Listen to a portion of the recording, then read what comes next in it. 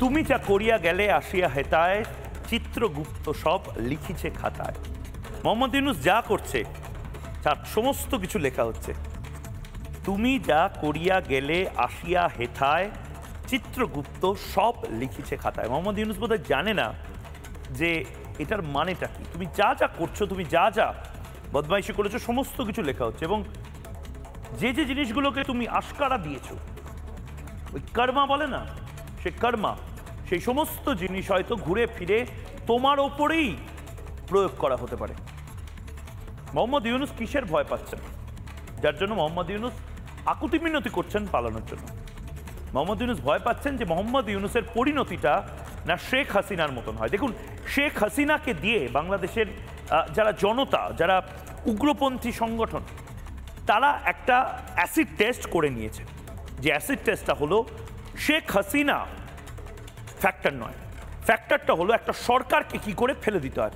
বারবার ফেলা হবে, আবারও ফেলা হবে, তারপরে আরও একগুচ্ছ সরকারকে ফেলে দেওয়া হবে, এবং তার জন্য কি কি প্রয়োজন সে সমস্ত উপাদান এই মুহূর্তে বাংলাদেশের রয়েছে। সুতরাং আজ যদি পেছন থেকে হাওয়া দেওয়া হয় এবং মোহাম্মদ ইউনূসের সরকার ফেলার চেষ্টা হয়, একটা 85 বছর বয়সী ব্যক্তি, সে যদি নিজের চার্টার্ড বিমান না পায়, সেনাবাহিনী তার পাশে নেই, সেনাবাহিনী যদি শেখ হাসিনাকে অন্তত সেনাবাহিনী সেফ করিডোর, সেফ প্যাসেজ দিয়ে ভারতে যেতে অন্তত একটা রুট, সেই রুটটাকে তারা আটকায়নি। মোহাম্মদ ইউনূসের পাশে সেটাও নেই, অর্থাৎ সেনাবাহিনী শেখ হাসিনার পাশে ছিল, মোহাম্মদ ইউনূসের পাশে নেই। মোহাম্মদ ইউনূস ভয়টা কিসের পাচ্ছে? মোহাম্মদ ইউনূস ভয় পাচ্ছে আমার শেখ হাসিনার মতন অবস্থা না হয়। শেখ হাসিনা পালাতে পেরেছিল, কিন্তু শেখ হাসিনার অন্তর্বাস নিয়ে যে অসভ্যতা মোটা হয়েছিল, মোহাম্মদ ইউনূস ভয় পাচ্ছে তার সাথে শুধু নয়, তার আলমারি, তার শোবার ঘর, সেখানে গিয়ে তছনছ না শুরু করে এই জনতা, যারা শেখ হাসিনার অন্তর্বাস ট্রফির মতন, আমি ফুল ফ্রেমে দেখানোর জন্য বলবো, মোহাম্মদ ইউনূস আসলে ভয় পাচ্ছে মোহাম্মদ ইউনূসের গেঞ্জি নিয়ে না এই জনতা ট্রফির মতন উল্লাস শুরু করে। 5ই আগস্ট ভাবুন, 70 বছর বয়সী, মায়ের বয়সী, দিদিমার বয়সী একজন দেশের প্রধানমন্ত্রী শুধু নয়, মুজিব কন্যা, তার শাড়ি, তার অন্তর্বাস, তা নিয়ে যেভাবে উন্মাদনা হয়েছিল বাংলাদেশে, মোহাম্মদ ইউনূস ভয় পাচ্ছে যে মোহাম্মদ ইউনূসের জামা, প্যান্ট, তার পাজামা, তার কুর্তা, তা নিয়ে বোধহয় এরকম একটি ঘটনা ঘটবে। মোহাম্মদ ইউনূস এই ভয়টা মোহাম্মদ ইউনূসের জাঁকিয়ে বসেছে। আমার যে সূত্ররা রয়েছে তারা বলছেন মোহাম্মদ ইউনূসের রাতে ঘুম হচ্ছে না। মোহাম্মদ ইউনূস সাধারণত 11টা 12টার মধ্যে শুয়ে পড়েন। মোহাম্মদ ইউনূস তার দপ্তরের যারা কর্মচারীরা রয়েছেন তাদেরকে বলেন যে কালকেরই ঘটনা, সূত্রের খবর, মোহাম্মদ ইউনূসকে রাতে পানীয় পাঠাতে, অর্থাৎ চা বা কফি, গরম পানীয় পাঠাতে, এবং এটা চলতে থাকে মধ্যরাত অবধি।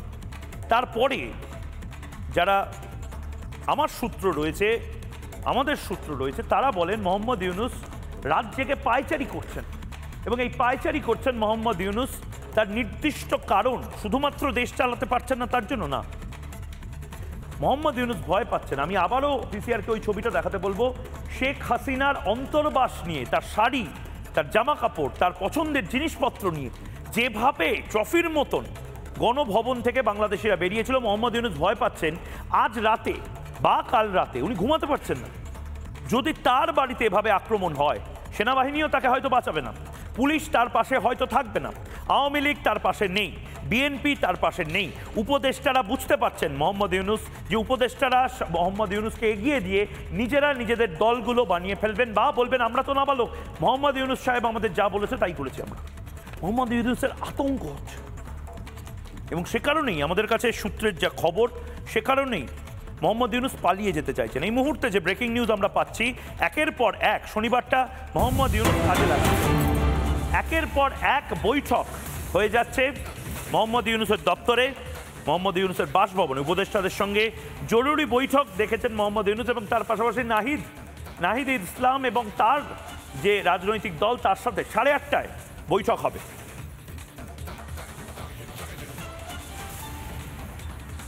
যে ছবি আমরা দেখতে পাচ্ছি বিএনপির সদস্যদের সাথে, এর পাশাপাশি উপদেষ্টাদের সাথে বিভিন্ন ভাগে ভাগে দেখুন, ভালো করে দেখুন, যারা রাজনৈতিক নেতা আছেন ফুল ফ্রেমে দেখুন, তাদের প্রত্যেকের মুখ কিন্তু গম্ভীর।